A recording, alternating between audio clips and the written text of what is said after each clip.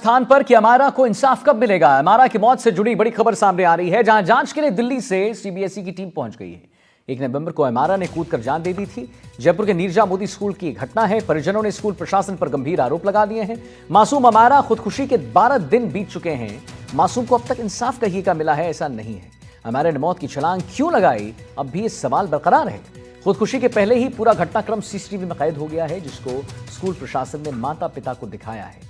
माता पिता को यह दिखाया गया है, लेकिन सवाल वही बरकरार कि आखिर कब तक मिलेगा इंसाफ इस छोटी सी बच्ची अमायरा को। लेटेस्ट अपडेट इस खबर पर यह है कि जांच के लिए दिल्ली से सीबीएसई की जो टीम है वो पहुंच चुकी है। 1 नवंबर को अमायरा ने कूदकर जान दे दी थी।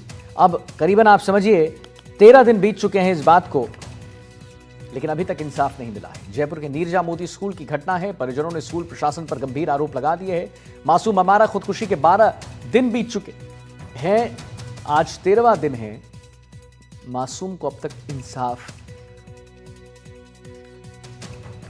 नहीं मिला है।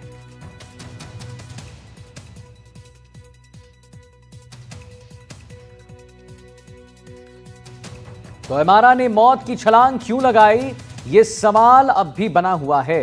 खुदकुशी के पहले पूरा घटनाक्रम सीसीटीवी कैमरे में कैद हुआ, जिसको स्कूल प्रशासन ने माता पिता को दिखाया, लेकिन माता पिता का यही कहना था कि अमायरा मेंटल प्रॉब्लम से गुजर रही थी।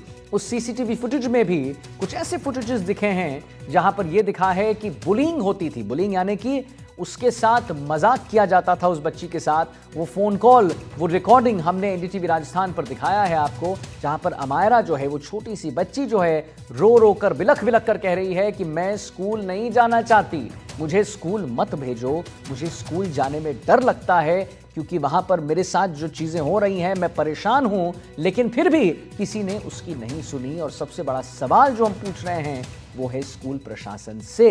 कई सवाल, एक सवाल नहीं, कई ऐसे सवाल हैं जो स्कूल प्रशासन से पूछे जाने चाहिए और हम पूछ भी रहे हैं एनडीटीवी राजस्थान पर। आपके ही सवाल, जितने भी हमारे दर्शक यहाँ पर हमसे जुड़े हुए हैं, हमारे सोशल मीडिया से, अपने स्क्रीन के माध्यम से, सब कुछ आप जो हैं, आपके सवाल को हम यहां पर उसका प्रस्तुतिकरण करते हैं। आपके सवाल को हम यहां पर पेश करते हैं।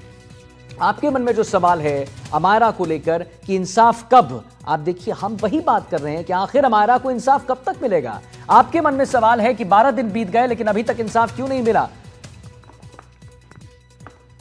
और शशि मोहन शर्मा हमारे साथ जुड़ गए हैं। सर शशि जी, जैसा कि मैं अपने दर्शकों से कह रहा था कि उन्हीं के सवाल हम यहाँ एनडीटीवी राजस्थान पर प्रस्तुतिकरण उसका करते हैं। बहरहाल आप बताइए कि टीम आ गई है सीबीएसई की, क्या कुछ जांच करेगी शशि जी, जरा इसके बारे में जानकारी दीजिए।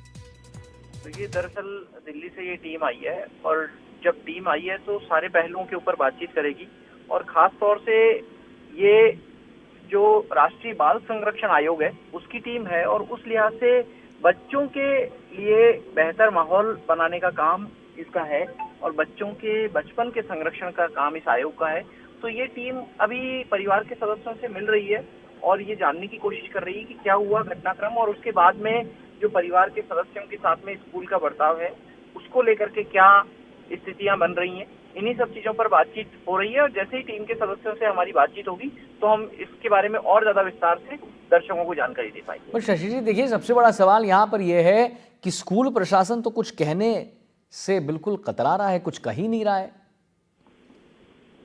दरअसल राहुल, एक बात कही जाती है, किस किस से कहिए, किस किस से पूछिए, आराम बड़ी चीज है, मुंह ढक के सोइए। और कुछ ऐसा ही अंदाज स्कूल प्रशासन का दिख रहा है। स्कूल प्रशासन बिल्कुल आराम और बेतकल्लुफी में है।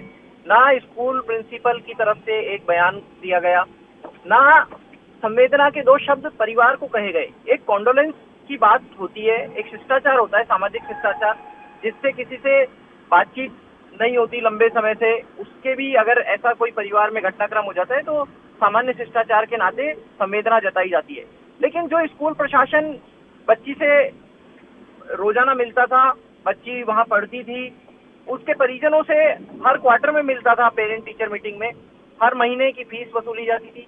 तो क्या ये गुरु शिष्य परंपरा को पूरी तरीके से भुला देकर के सिर्फ buying and selling of education, क्या शिक्षा का व्यापार ही रह गया है जो स्कूल शिक्षा बेच रहा है, नहीं, बच्चे और और शशि उनके जी पेरेंट्स। देखिए कि अमायरा जो है उसे जब बच्चे परेशान कर रहे थे तो वो वहां पर अपने जितने भी टीचर्स है उसके पास गई, क्लासरूम में 2 टीचर्स भी थे, उसके बाद उनके पास वो गई, लेकिन जब उसकी बात नहीं सुनी गई तब वो बच्ची वहां पर उसने ऐसा कदम उठाया।